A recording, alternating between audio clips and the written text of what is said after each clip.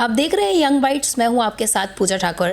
आज के हमारे आइडियाज़ एक्सचेंज के प्रोग्राम में मैं आपको मिलवाने जा रही हूं superintendent of police Jammu headquarter Farooq Kaiser ji से। सर, आपका बहुत बहुत स्वागत है यंग बाइट्स में। Thank you.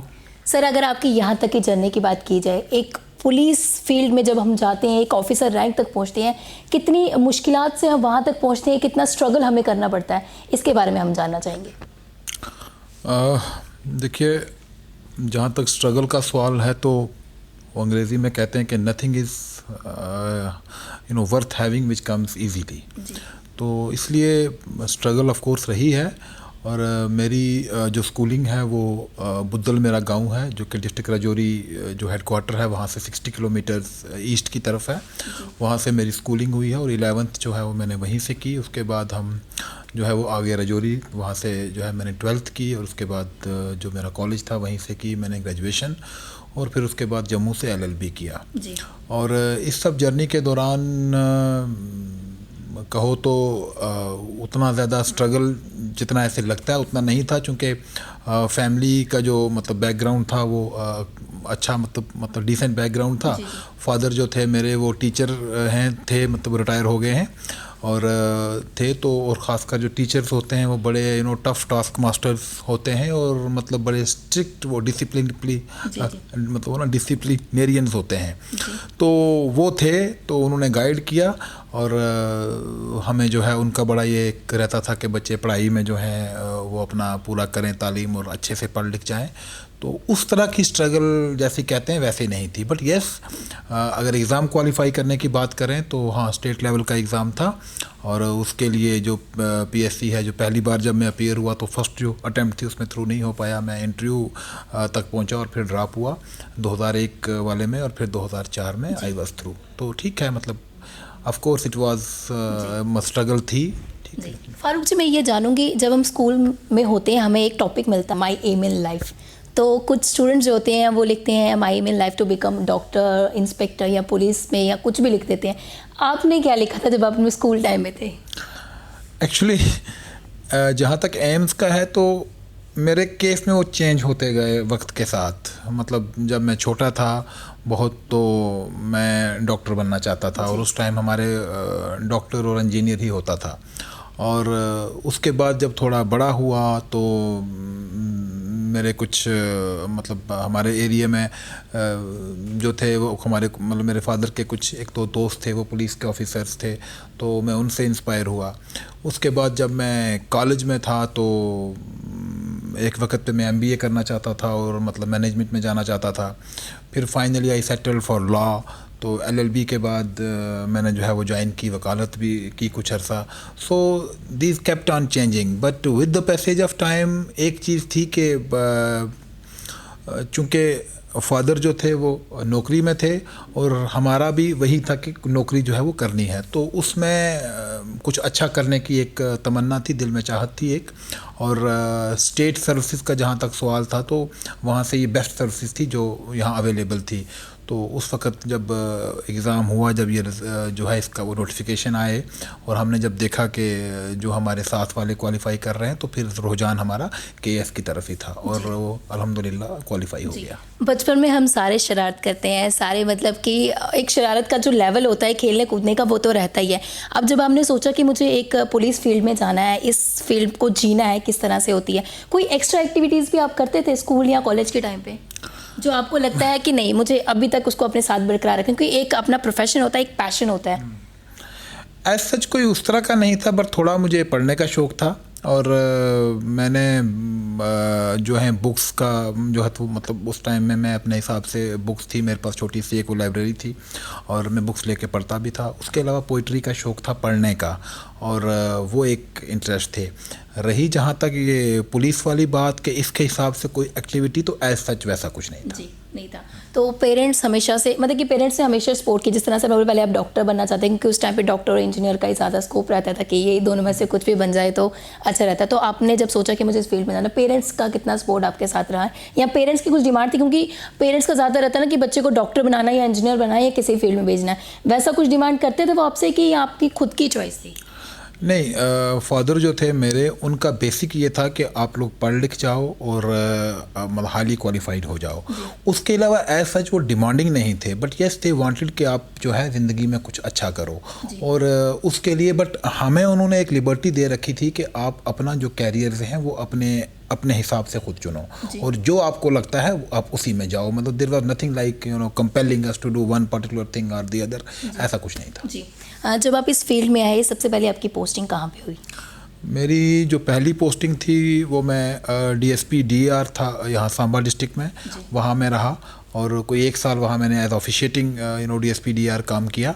और उसके बाद फिर जो मेरी अगली पोस्टिंग थी वो मेरी हुई राजौरी में। मैं वहाँ पे डीएसपी ऑपरेशन राजौरी रहा और उसके बाद फिर मैं डीएसपी सिक्योरिटी जम्मू में आ गया। और उसके बाद अगली जो मेरी तैनाती थी वो बतौर डीएसपी हेडक्वार्टर किश्तवाड़ हुई। और उसके बाद मैं एसडीपीओ अखनूर आया। ये एस डीएसपीज मैंने 5 पोस्टिंग्स की। जी, तो किस तरह का एक्सपीरियंस रहा आपका हर एक जगह का? देखिए, मैंने ऑलमोस्ट स्टेट के 3 जो खिते हैं उनमें नौकरी की है। मैं लेह में भी मैंने नौकरी की, मैंने कश्मीर में भी की और मैंने जम्मू में भी की। And I can tell you कि इससे पुलिस डिपार्टमेंट से बढ़िया एक्सपोजर शायद ही आपको किसी और डिपार्टमेंट में मिले। आप डिफरेंट काइंड ऑफ जो लोग हैं उनके साथ आप मिलते हो, उनसे आपका इंटरेक्शन होता है, कल्चर को आप स्टडी करते हो और उनकी डे टू डे जो उनके इश्यूज़ हैं उनको अपनी अहलियत के हिसाब से एड्रेस करते हो। अच्छे एक्सपीरियंस के साथ साथ एक सेटिस्फेक्शन मिलती है आपको कि आप जो है लोगों के काम आ रहे हो। ज़्यादातर लोगों की कौन सी ग्रीवेंस आपको सुनने को मिलती थी? डिपेंड्स कि आप कहाँ पे पोस्टेड हो। अलग अलग जगहों पे अलग अलग तरह की ग्रीवेंसेस आती हैं और इसलिए कुछ जनरलाइज करना मुश्किल हो जाता है। लेकिन पुलिस का चूँकि सफ़ीर ऑफ इन्फ्लुएंस जो है और जो चार्टर ऑफ ड्यूटीज़ है उसका स्कोप इतना ज़्यादा वाइड है कि anything between the earth and the sky is there. So कुछ भी हो जाए लोग आपके पास आते हैं। आपके अंडर अगर बात की जाए तो कितने पुलिस स्टेशंस आते हैं? आज की तारीख में एज एसपी हेडक्वार्टर जम्मू में जो बॉर्डर एरिया है इसका मैं जोनल एसपी हूँ और अभी मेरे पास 4 पुलिस स्टेशंस हैं जो अरनिया, आरएसपुरा, मीरा साहब और पिछना। जी, तो क्या कहना चाहेंगे लोगों की? ज़्यादातर अगर बात की जाए तो आप बात करते हैं ड्रग्स को लेकर, संजीवनी मुहिम जो है पुलिस द्वारा चलाई जाती है और काफ़ी सफल तरीके से वो उसे चलाते हैं। अभी भी कई ऐसी जगह हैं जहाँ पे ड्रग्स जो है खुलेआम चल रहा है, आपका क्या कहना है, किस तरह से आप उसे रोक सकते हैं? देखिए, जहाँ तक ड्रग्स जो ये अब्यूज़ चल रहा है इस पे काबू पाने की बात है, एक गलत धारणा, एक रॉन्ग परसेप्शन है कि ये सिर्फ पुलिस डिपार्टमेंट का ही काम है। ठीक है, लॉ एनफोर्समेंट हमारा काम है और हम वो कर भी रहे हैं। कभी आपकी एक्सपेक्टेशन पे पूरा उतरेंगे, कभी नहीं उतरेंगे, कभी अच्छा करेंगे, कभी थोड़ा ठीक नहीं करेंगे। लेकिन ये इतनी मैसिव एक इशू है और उसके ख़िलाफ़ जो लड़ाई है वो हम सबको मिल के लड़नी पड़ेगी और उसमें सोसाइटी का बड़ा इंपॉर्टेंट रोल बनता है कि they should come forward with the informations.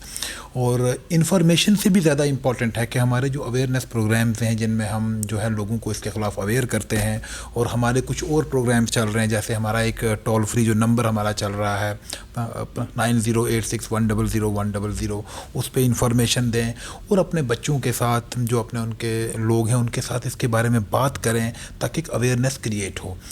जहाँ तक आपने पकड़ने की बात की कि आप काबू कितना पा सकते हैं या कितना पाया है, तो अगर आप जो है इसको अगर आप जम्मू पुलिस की एक्टिविटीज़ को अगर आप फॉलो कर रहे हैं तो आपको अंदाज़ा होगा कि पिछले चंद महीनों में बहुत ज़्यादा जो है पकड़ दकड़ ड्रग्स को लेकर हुई है और शायद ही कोई ऐसा दिन जाता है जिस दिन हम कोई FIR जो है वो नहीं लगाते हैं। और उसके अलावा एनफोर्समेंट से अगर हम आगे बढ़ें तो अवेयरनेस जो है जो बड़ा इम्पॉर्टेंट इसमें रहता है कि लोगों को बताया जाए एग्जैक्टली क्या है। उसमें हमारे कुछ प्रोग्राम्स जो हैं वो चलाए जा रहे हैं।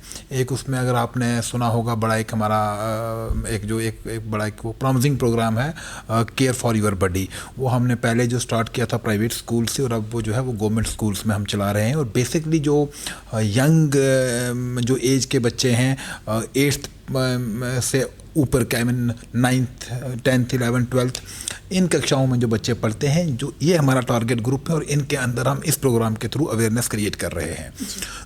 इसके अलावा जहाँ तक जो बच्चे इसमें चले गए हैं उनको वापस लाने का सवाल है, तो उसका जो है हमारे पास एक police drug de addiction and rehabilitation centre जो है वो हम चलाते हैं, जिसका मैं बतौर एसपी हेडक्वार्टर जम्मू जो है उसका वो नोडल ऑफिसर हूँ। तो वहाँ जो है हम ट्रीटमेंट करते हैं जो लोग अपने रास्ते से भटक के ड्रग्स में चले गए हैं, और उसमें भी हमें अच्छा रिस्पांस मिल रहा है। बट मैं अगैन कहूँगा कि हम सबको मिल के ये लड़ाई लड़नी पड़ेगी, ये अकेले हमारे या किसी और एजेंसी के बस की बात नहीं। जी, कहीं ना कहीं लोगों की बात की जाए तो कभी कभी पुलिस वालों को भी पॉइंट आउट करती है कि नहीं, पुलिस वालों के सामने सब कुछ होता लेकिन वो कुछ करती नहीं। आपका क्या कहना है इसमें?